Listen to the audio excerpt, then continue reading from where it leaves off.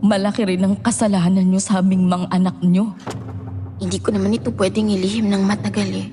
Lalabas at lalabas ang katotohanan. Kwentong Takip Silim. Sa mga kakwentong takip silim naming mahilig makinig sa mga narrations, huwag niyo pong kalimutan ha, bumisita kayo sa isa pa naming channel na Sityo Bangungot para po ito sa inyo sa mga gustong makinig ng mga kwentong pampaantok. Ito na ang pampatulog nyo.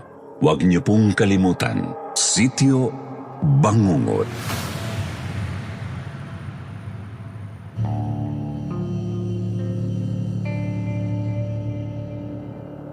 Sabi ng iba, ang pananahimik daw sa kasalanan ng iba ay maaaring matawag na isa ring malaking kasalanan.